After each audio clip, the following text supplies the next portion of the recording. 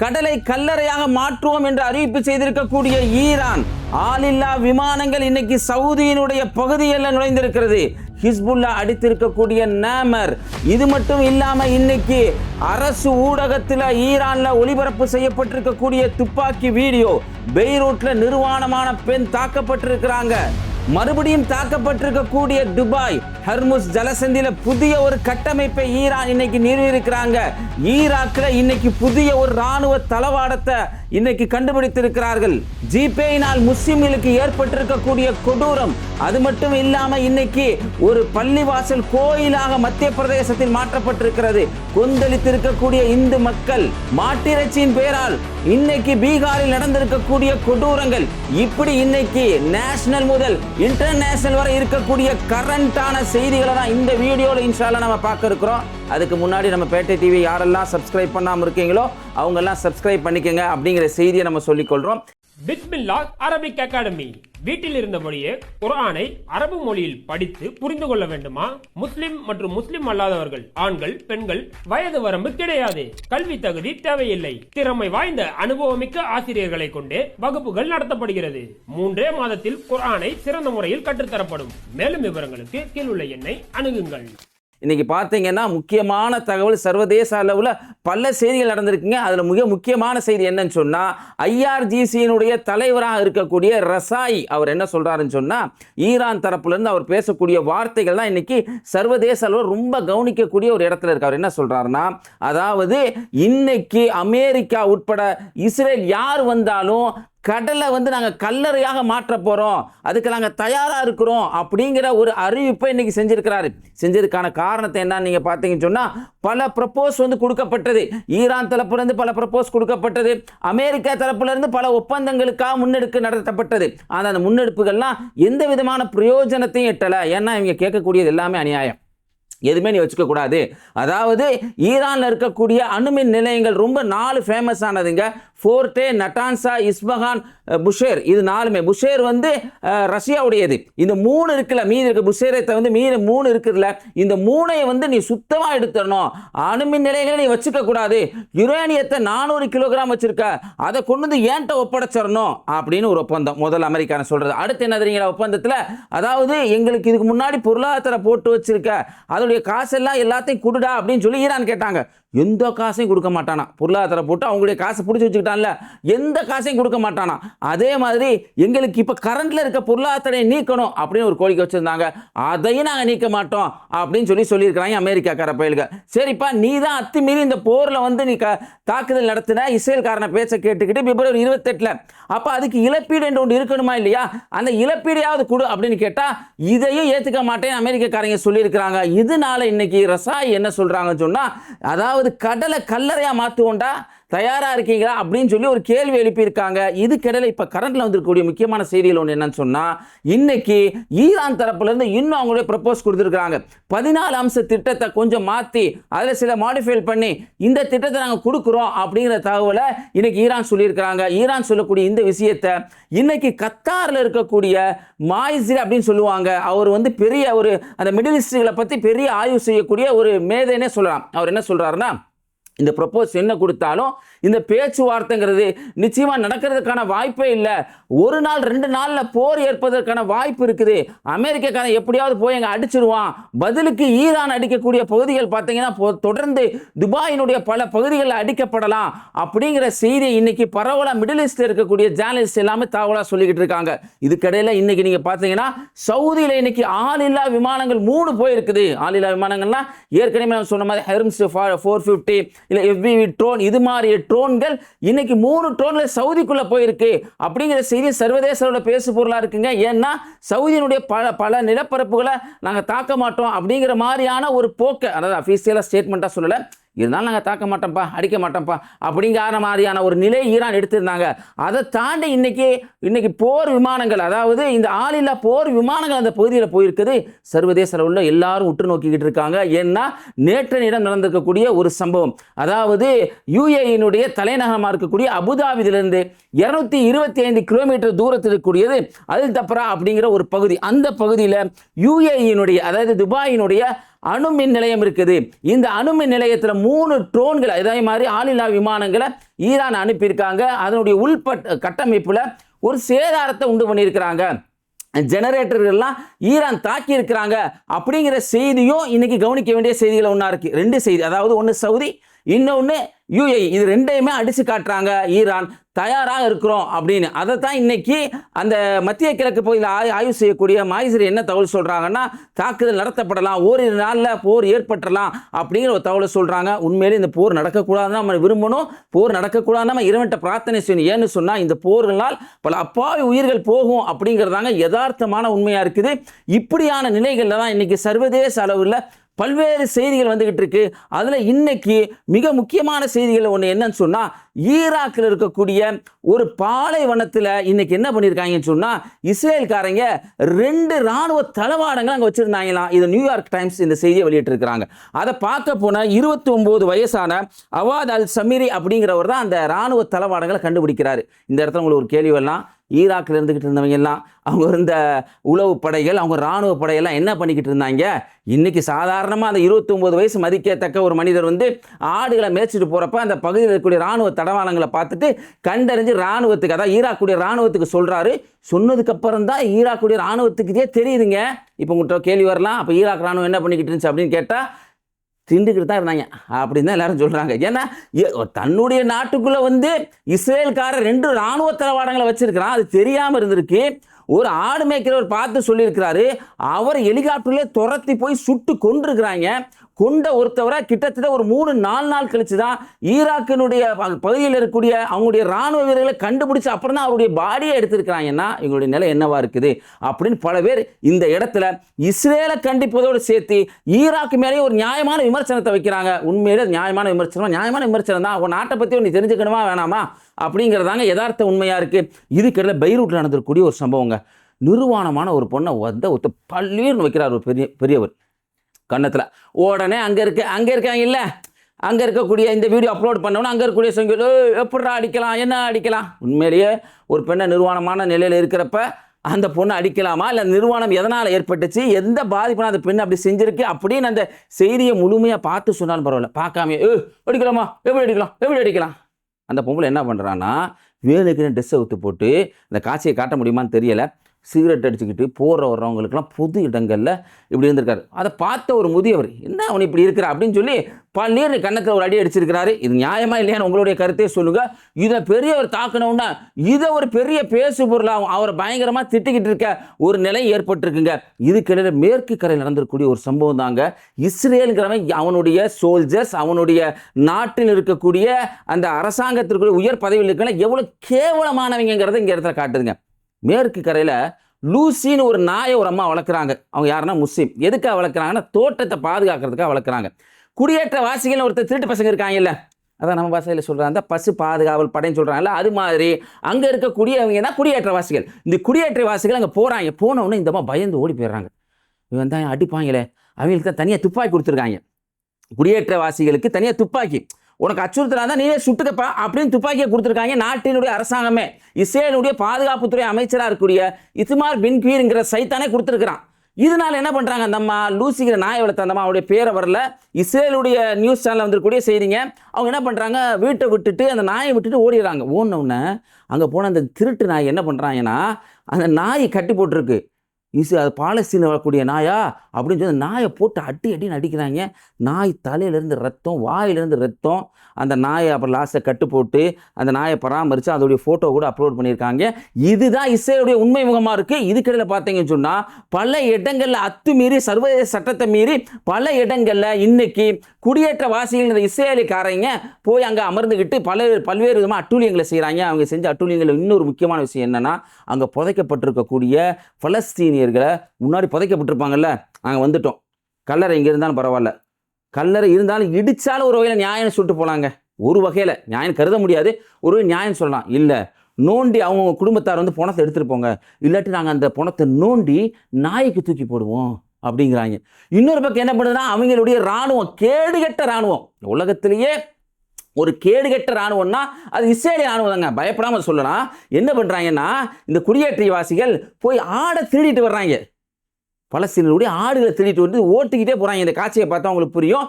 பின்னாடி ராணுவ பாதுகாப்பு, திருட்டுக்கு ராணுவ பாதுகாப்பு.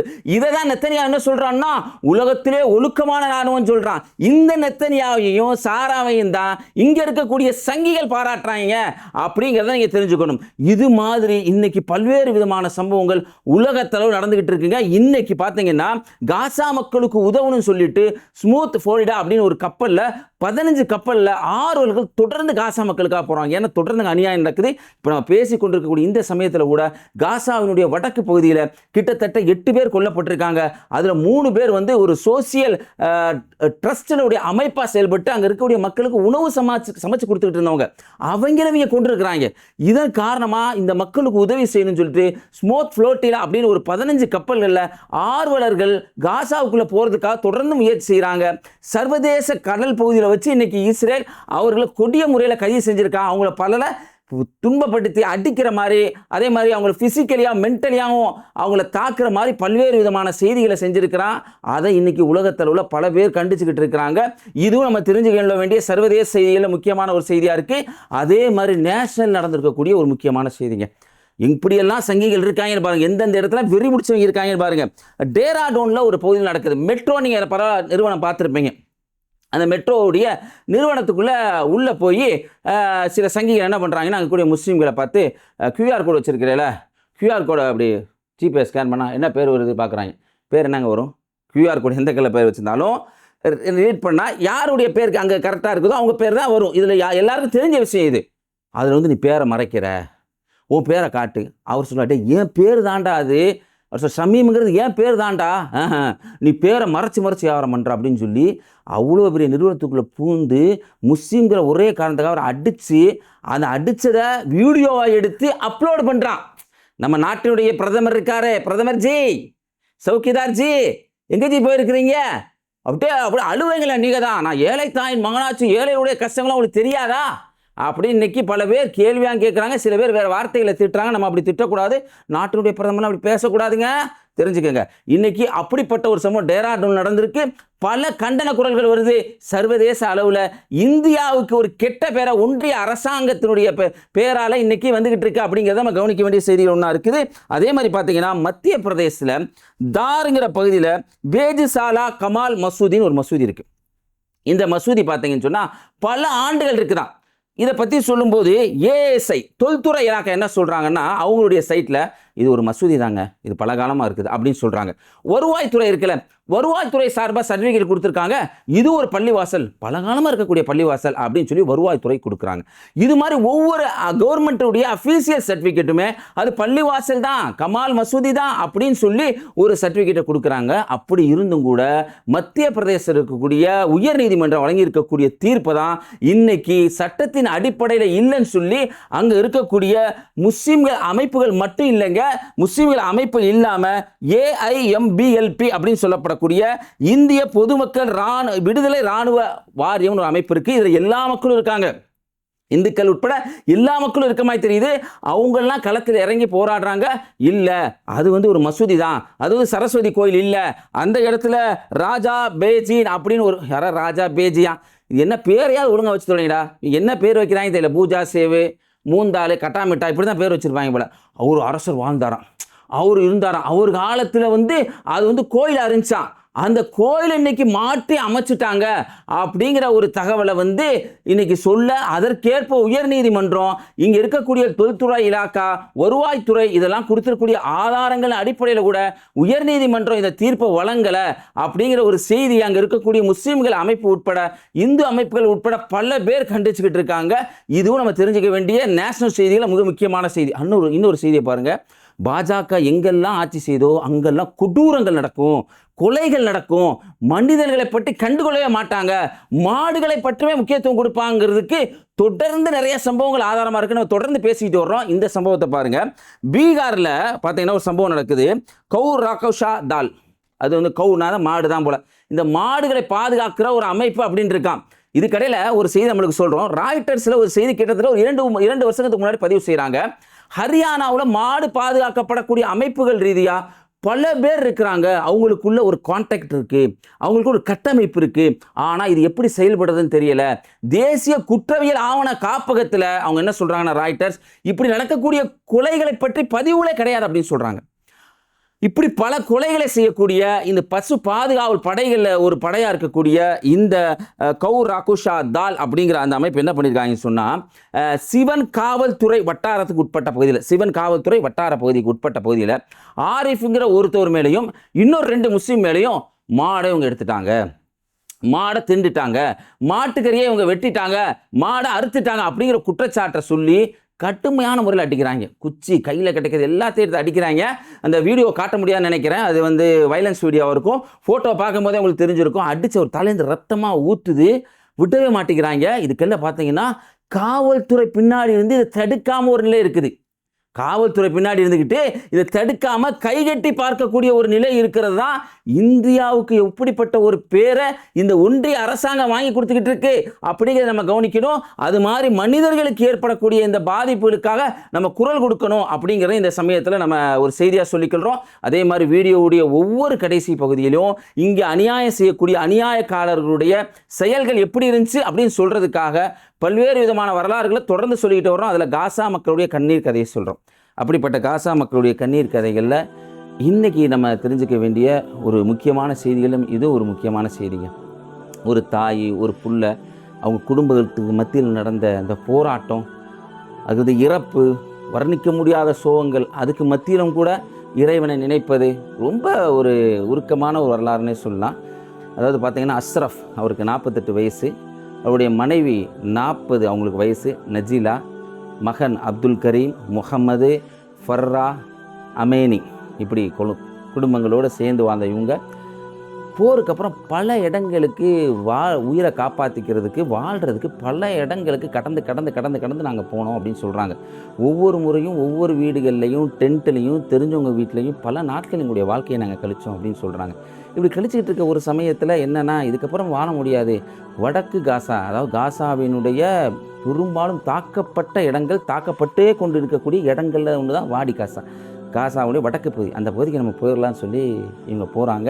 கிட்டத்தட்ட டிசம்பர் 5, 2024 அன்னைக்கு அந்த பகுதிக்கு போகும்போது முதல்ல என்ன நடக்குதுன்னா, ஒரு குண்டு அடிபட்டு அந்த குண்டினுடைய அந்த குண்டு என்னுடைய ஒரு இடத்த அடித்து அந்த குண்டு இன்னொரு பகுதிக்கு வந்து இந்த அஸ்ரஃப் அந்த நஜீலா தம்பதிக்கு பிறந்த முகம்மதுங்கிற குழந்தைக்கு உள்ளே பாயுது. தலையில் பாய்ஞ்சவுடனே ரொம்ப சீரியஸான கண்டிஷன், என்ன பண்ணுறது ஒன்றும் புரியலை. எல்லாரையும் எடுத்து கூட்டிகிட்டு போக முடியலை ஹாஸ்பிட்டலுக்கு, இஸ்ரேல் அனுமதிக்கலை.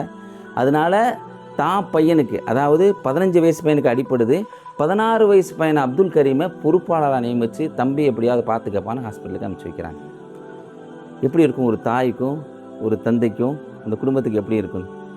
இதுக்கிடையில் என்ன ஆகுதுன்னு சொன்னால், டிசம்பர் 6ஆம் தேதி மறுநாள் அஸ்ரஃபுக்கு அவர் வீட்டில் தங்கியிருந்த வீட்டில் குண்டு போடப்பட்டு அவர் இருந்துக்கிட்டு இருக்கும்போதே, மனைவியை பார்த்துக்கிட்டே இருக்கும்போதே அவர் மனைவியும் அவருடைய லாஸ்ட் குழந்தை ஃபர்ராவும் அந்த ஸ்பாட்லேயே இறந்து போகிறாங்க. இவர் சொல்கிறாரு, எனக்கு குடல் வெளியில் வந்துருச்சு, குடலை என் கையில் உள்ளே அமுத்திக்கிட்டே நான் போய் ட்ரீட்மெண்ட் பண்ணி என் உடம்பை நான் சரி செஞ்சுக்கிட்டேன், காப்பாற்றிக்கிட்டேன்.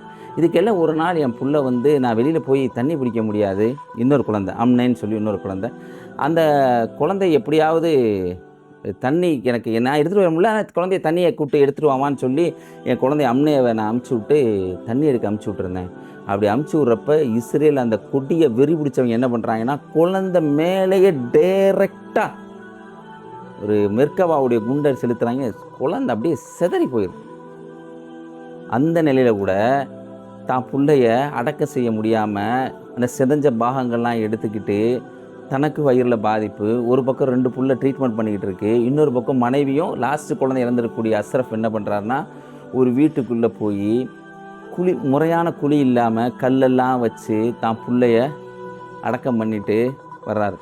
இந்த அடக்கம் பண்ணுறது கூட, அந்த பிள்ளையுடைய உடல் எடுக்கிறது கூட 3 நாள் ஆச்சு அவருக்கு தேடி கண்டுபிடிச்சி போய் அந்த இடத்துக்கு போய் எடுக்கிறதுக்கு 3 நாள் ஆச்சு. அவ்வளோ சிரமங்கள் இருந்துச்சு. இதுக்கிடையில் இந்த பசங்க 2 பேர் ட்ரீட்மெண்ட் முடிஞ்சு கிட்டத்தட்ட இந்த பல திரைப்படங்கள் இருக்குல்ல, திரைப்படங்கள் எந்த பிரயோஜனம் சமூகத்துக்கு கிடையாது. பெரும்பாலும் ஆபாசங்களும் அசிங்கம் தான் நினைஞ்சிருக்கு. இதனால் மனிதர்களுக்கு எந்த வித பிரயோஜனம் கிடையாது. அந்த திரைப்படங்கள் நீங்கள் பார்த்து மக்கள் சிலாய்த்து பேசுகிறாங்கல்ல, அந்த திரைப்படங்களை மிஞ்சிய உண்மையான பல கதைகள் இருக்குது. அந்த 2 பசங்களும் ட்ரீட்மெண்ட் பண்ணி அந்த 16 வயசு கரீமும் 15 வயசு முகமது வீட்டுக்கு வர்றாங்க. மறுபடியும் குண்டை போடுறாங்க. மறுபடியும் அந்த முகமதுங்கிற பையனுக்கு தலையில் அடிபட்ட பையனுக்கு கையில் அடிபட்டு கை விரலே எடுக்கக்கூடிய நிலை. மறுபடியும் தான் பிள்ளைய ஹாஸ்பிட்டலுக்கு அனுப்புகிறாரு. இன்னொரு பையன் அப்துல் கரீமோட அந்த 16 வயசு பையன் தான் தகப்பனுக்கு உடல் சரியில்லாத நிலையில் தான் தகப்பனை பார்த்துக்கிட்டு இந்த நிலையில் எங்கள் வாழ்க்கையை கழிச்சிக்கிட்டு இருக்கோம் அப்படின்னு சொல்லிட்டு அவர் சொல்கிறாரு. அம்னேன்னு ஒரு குழந்தை தண்ணி எடுக்க போச்சுல, அந்த குழந்தை கடைசி என்கிட்ட ஒரு வார்த்தை பேசிட்டு போச்சு. நான் போய் எடுத்து வந்துடுறேன்ப்பா, உங்களுக்காக கொண்டு வந்துடுறேன்ப்பா அப்படின்னு என்கிட்ட சொல்லிகிட்டே போச்சு. நான் வேணாமான்னு தடுத்தேன். ஒவ்வொரு நாளும் நான் தண்ணியை பார்க்குறப்பையும் ஒவ்வொரு இடங்களுக்கு போகிறப்பையும் அந்த அம்னை குழந்தை பேசினு தான் எனக்கு ஞாபகம் வருது அப்படின்னு சொல்லிட்டு அஸ்ரஃப் அந்த தகவலை பதிவு செய்கிறாரு. ஸோ நினச்சி பாருங்கள், எவ்வளோ விஷயங்கள் இன்றைக்கி பேசுகிறோம், எவ்வளோ விஷயம் சிலாய்த்து பேசுகிறோம். தமிழகத்துடைய முதல்வர் இன்றைக்கி விஜய் போய் அப்படி ஸ்டாலின் அவர்களை சந்தித்ததை பேசாத ஆள்களே இல்லை. பேசப்பட வேண்டியவர்கள், இந்த சமூகத்துக்கு அடையாளப்படுத்தப்பட வேண்டியவர்கள், எங்களுடைய வரலாறு இந்த உலகத்துக்கு அறிய வேண்டும் என்று ஆசைப்படக்கூடிய மனிதர்கள் காசா மக்கள் இருக்காங்க. அவர்களுடைய வரலாறை இந்த உலகத்துக்கு அறிய செய்ய நம்மளுக்கு பொறுப்பு இருக்குது. அதான் அவங்க விரும்பக்கூடிய ஒரு விஷயமா இருக்குது. அதனால் மறந்துடாமல், நாங்கள் ஏற்கனவே சொல்கிற மாதிரி எங்கள் சேனலை தான் சப்ஸ்கிரைப் பண்ணுங்கள். காசா மக்களுக்காக நாங்கள் பேசுவோம், எங்களை மட்டும்தான் ஷேர் பண்ணுங்கள் அப்படிலாம் நாங்கள் சொல்லலை. காசா மக்களுக்காக யாரெல்லாம் பேசுகிறாங்களோ அவங்களுடைய வீடியோக்கெல்லாம் ஷேர் பண்ணுங்கள், நம்ம வீடியோவும் ஷேர் பண்ணுங்கள். அதே மாதிரி காசா மக்களுக்கெல்லாம் யார் குரல் கொடுக்குறாங்களோ அந்த சேனலையும் சப்ஸ்கிரைப் பண்ணுங்கள், நம்ம சேனலையும் சப்ஸ்கிரைப் பண்ணுங்கள். காசா மக்களுக்காக யாரெல்லாம் பேசி பிரச்சனைகள் வந்தாலும் அது உறுதியாக இருக்கிறாங்களோ அந்த மக்களுக்கெல்லாம் எப்படி கமெண்ட் பண்ணுவீங்களோ அது மாதிரி இந்த விஷயத்துக்கும் இந்த வீடியோவுக்கும் உங்களுடைய கருத்துக்களை கமெண்ட்டில் பதிவு செய்யுங்க. தொடர்ந்து இணைந்திருப்போம். அஸ்ஸலாமு அலைக்கும்.